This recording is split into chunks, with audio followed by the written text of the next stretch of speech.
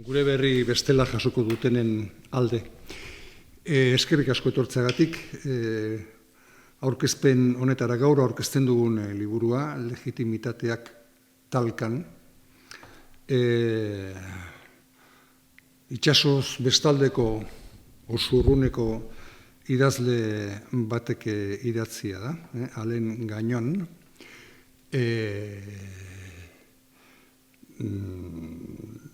Quebecdarrak, aditu handia, munduan diren adituetan, benetan aditu handia, zientzia politikoetan, eta oso bereziki federalismo eta nazioen arteko bizikidetzari dagozkion gaietan.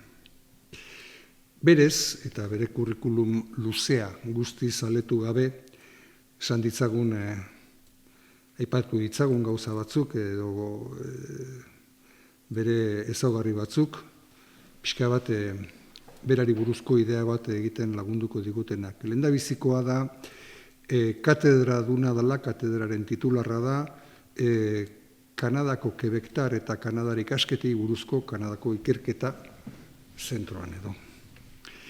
Diversitateari eta demokraziari buruzko disiplina arteko ikerketa zentroaren zuzendaria da, Quebecen. Montrealeko Quebeceko Unibertsitateko Zientzia Politikoen sailean irakasle.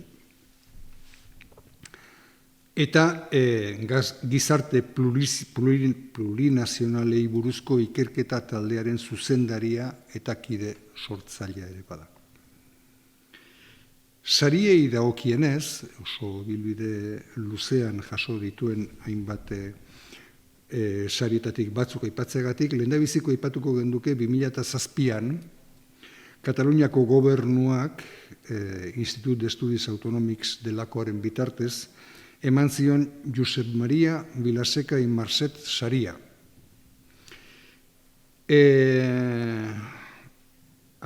Beste sari bat aipatzeagatik, Marcel Vanzen saria, Asociación Francophone pour le Savoir, elkarteak emana.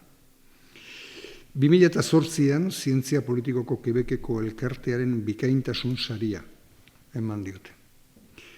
Beraz, ibilbide honetxia du eta aitortua.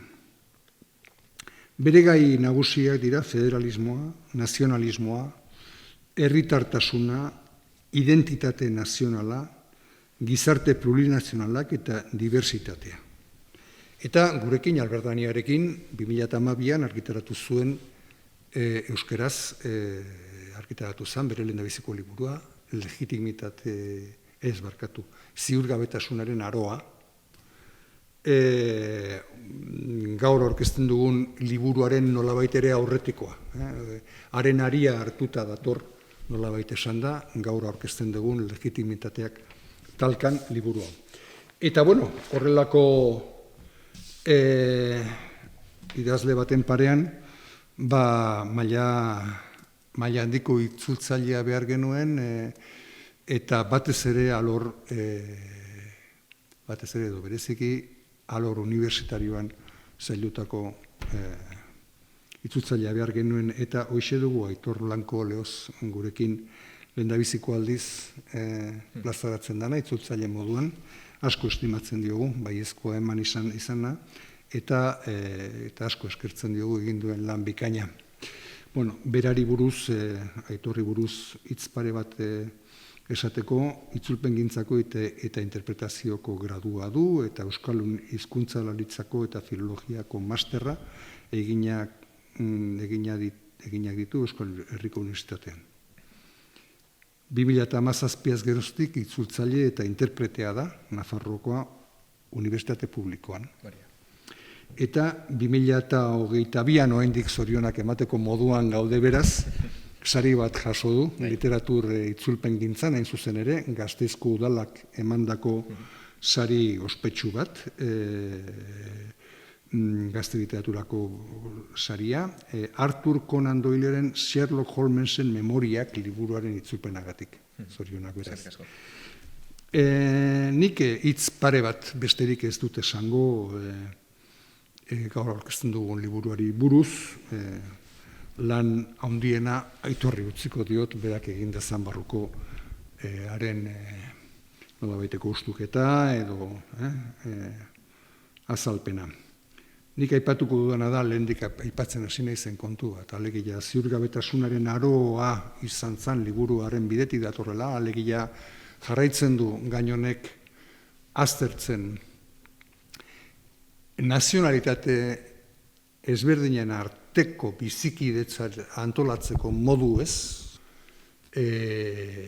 bizikidetza batzutan erresago, beste batzutan ezain erresa. Baina horren barruan, edo hortik datozen gogoeta gaiak eta aztertzen, baina ez du noski bere begirada horretara mugatzen, zabaldu egiten du bere begirada beste alor eta eremu geografiko diferente askotara, besteak beste Espainiako estatuaren nazionalitate eta nazioen arteko gatazkei buruz, lehen aipatu dut, emana zuela Kataluniako Generalitateak sari bat, ikerketa sari bat, hain zuzen ere asko aztertu duelako, oso sakon aztertu duelako, Katalunia eta estatuaren arteko bizikidetza edo gatazkaren gora bera, ez da. Berak bere ikerketa luze eta bere produkzioaren barruan nolabaiteko sintesi bat egin beharko bagendu, nik gehatuko nintzateke idea batekin interesgarria izan daitekena baita Euskal irakurlearen ikuspegitik. Eta da, nolabaiteko ez dakit profezia dan edo aurrikuspen bat dan, alen gainonek egiten duna. Berak dio, 2020ko hamarkada hau klabea izan daitekela mundu mailan, ez Kanadaken, ez Europan, ez mundu mailan, federalismo multinazional bat eta horren inguruko ideia zabaltzeko eta gauzatzen hasteko. Beraz, 2022ean gaudenez, etorkizun diferente baten atarian egon note gaitezken, ezta? Hori da, iragartzen duena alen gainonek. Bueno, Aitor, nik horren beste utziko dizut lana hemendik aurrerakoa zuretzat. Liburura etorri aurretik zehaztapen txiki bat egin nahiko nuke. Beti esaten da itzultzaileak irakurle privilegiatuak garela. Batez ere, liburu bat itzultzean aukera izaten dugulako guztiz murgiltzeko eta barrenetik aztertzeko. Eta kasu honetan ere, naiz eta saiakera izan, esango nuke aukera izan dudala tripak barrenetik aztertzeko, baina egia da oso saiakera espezializatua dela, eta ni irakurle estandar modura, aregindu naizela sakuntasun hori lortzen, baina, egia esan, Euskal irakurle espezializatu batek nik agian baloratu zituen beste gauza batzuk baloratuko dituela eta aldorretatik igual irakurketa desberdin xamarra izan daitekela. Nik uste nahiko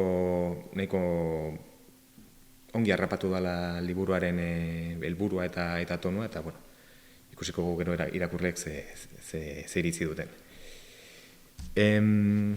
Liburua oso laburre azaltzeko nik esango nuke egungo estatu multinazionalen egoerari, testuinguruari eta etorkizunari buruzko gogoeta sakon bat dela. Aipatu duzunez, baditu horri buruzko lanak aurretik Alain G. Gagnonek beak aipatzen du liburuaren sarreran hau trilogia baten hirugarren liburuke alizatekela, hasiera batean argitaratu baitzuen 2009an eta Ibapek itzulia nazio bateratzailerik ez, nazio ugariko federalismoaren aldeko aldarria, orduan ikusten gogorra hasia zela ja federalismoaren gaia lantzen, eta gero zuk aipatu duzun ziurgabetasunaren aroa, hor ere federalismoa erekin bueltaka. Lan hontan, ez dakit aurrekotan ez baitute irakurtzeko aukerarik izan, baina hontan bi dimentsiotan lantzen du federalismoaren gai hori, zuk aipatu duzun bezala, Quebecen kasua aztertzen du zehatz-mehatz nolakoa den hango egoera, nolako harremana duen Quebeceko probintziak eta nazioak Kanadako estatuarekin, eta bestetik testu hori bera islatzen du nazioarteko testu inguru orokor global batean. Orduan, aipatuzun bezala askotan ekartzen du Kataluniaren adibidea, baita Euskal Herrikoa ere, baina munduko beste hainbat nazionalismo edo nazioren kasuak ere aipatzen ditu, bai adibideak emateko, bai ikusteko nola elikatu diren haien artean mugimendu horiek. Adibidez, aipatzen ditu Belgika, Frisia, Alemania, Kaledonia Berria, baita Etiopia eta Indonesia eta munduaren beste puntako hainbat herrialde ere.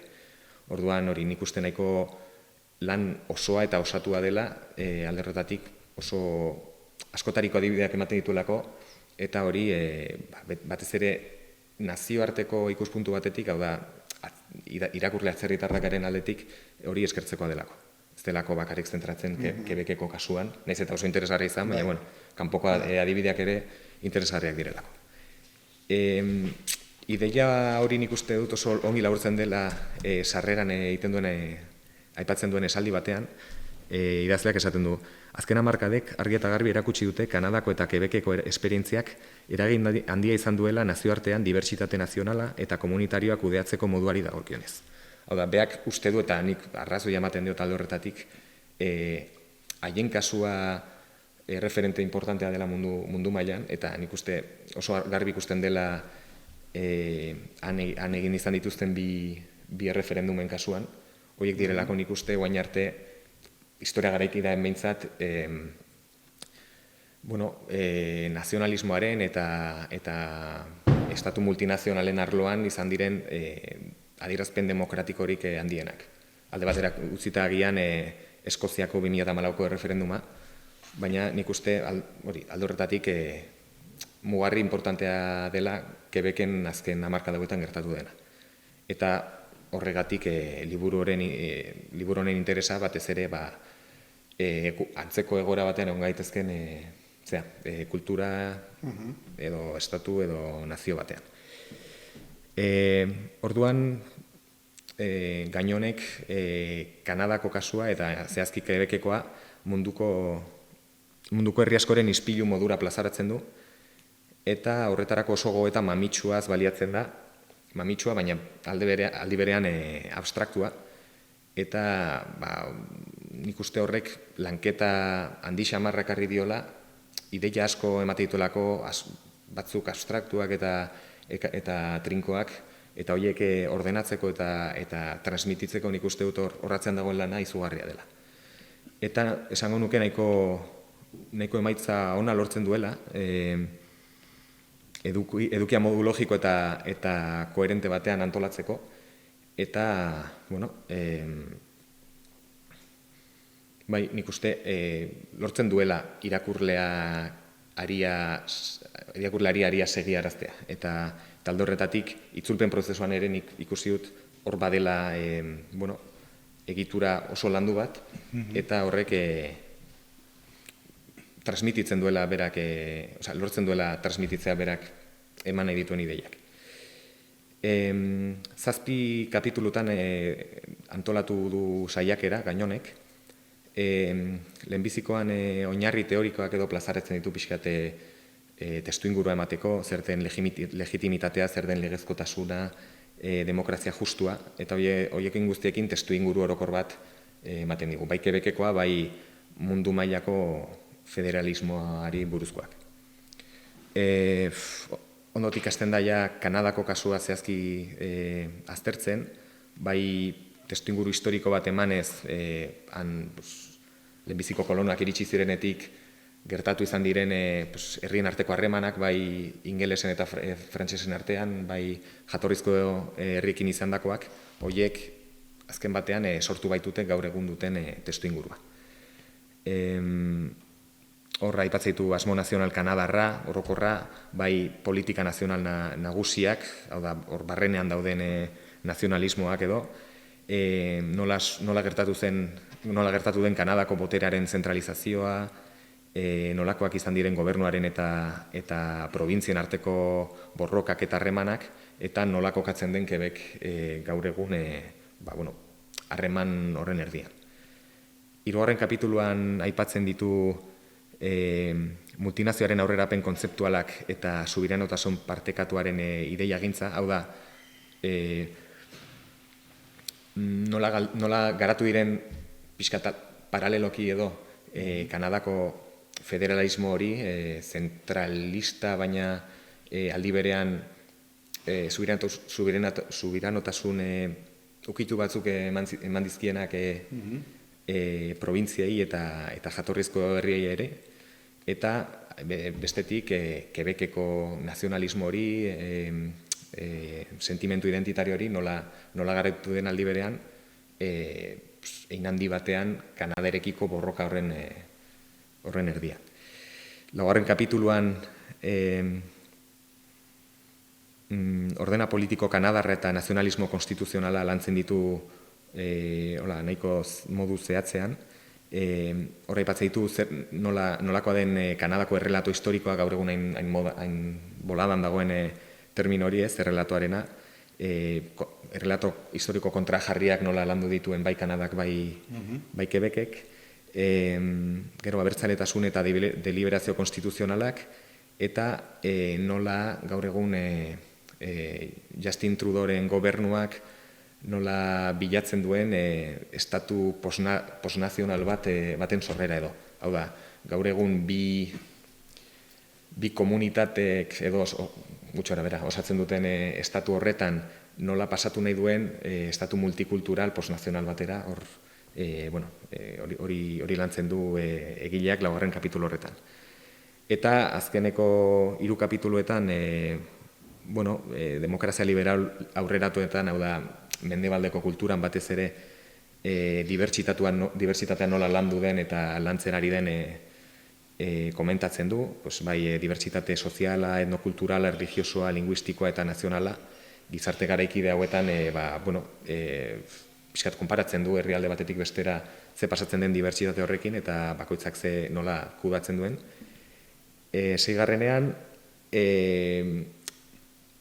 nahiko modu globalean aztertzen du berriz nazioarteko testuingurua eta azken hamarkada hauetako eskubideen auzi kezkagarriak, batez ere, eta kontuan izan da hau idatzi berria dela, referente nagusia du Kataluniako prozes delakoa eta horrek, zer pentsatua eman diolako azken urteetan eta nabarmena da liburuan.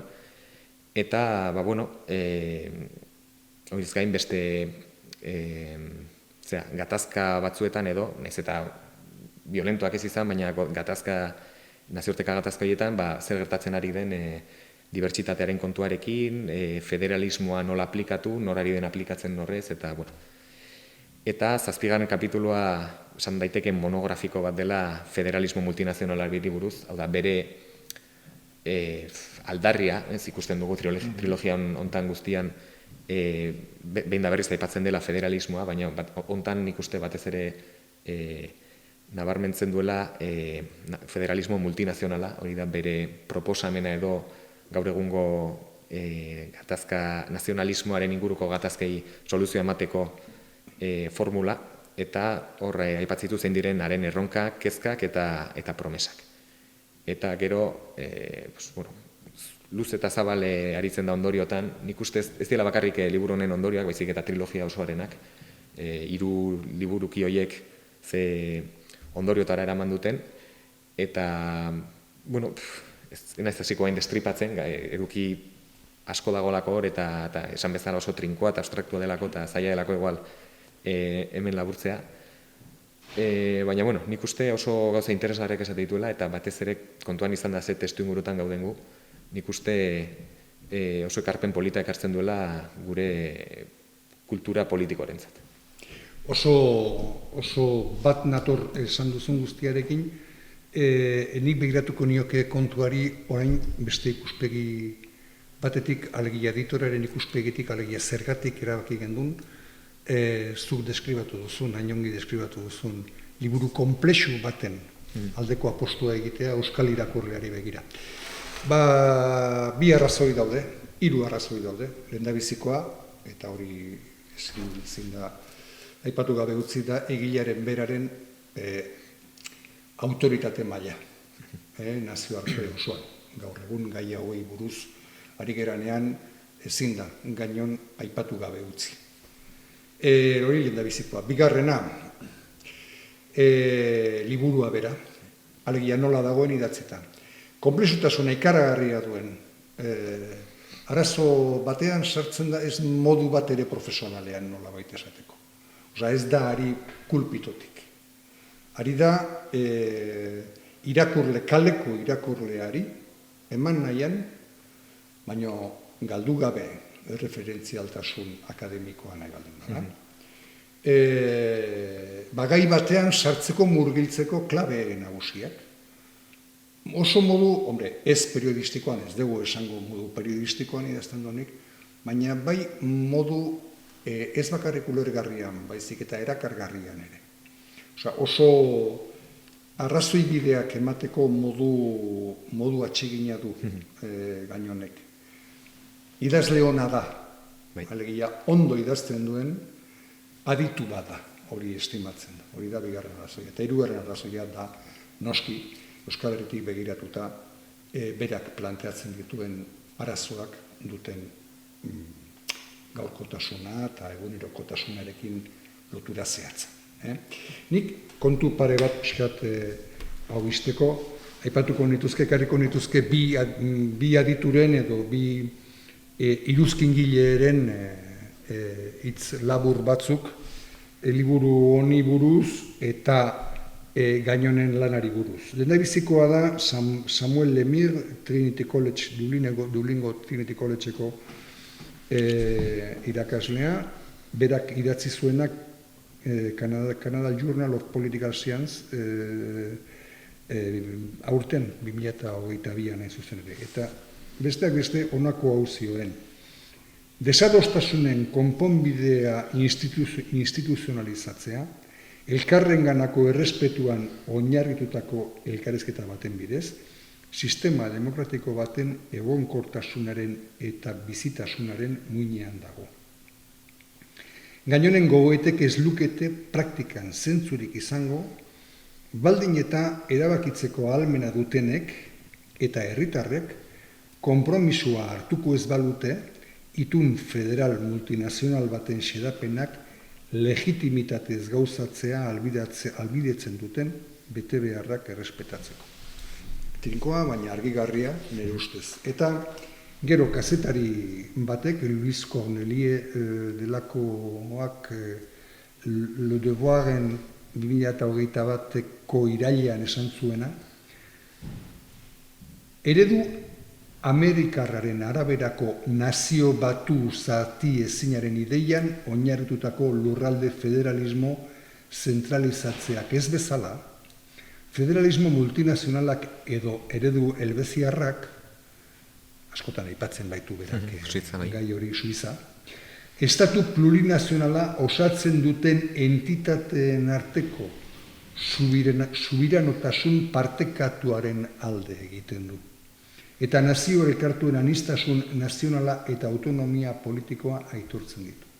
Eredu horretan, ordena konstituzionala, eta hemen dator netzako gaukotako bat, ordena konstituzionala ez da gehiengoak erabakitako legezko ertsagarri gisa ezartzen. Baizik eta negoziatu, partekatu eta askatasunez onartutako eredu gisa. Asimetria da araua. Askotariko proiektu nazionalak gauzatu ahal izateko. Netzako hitz borobilak dira. Mila esker eta honegin liburuak.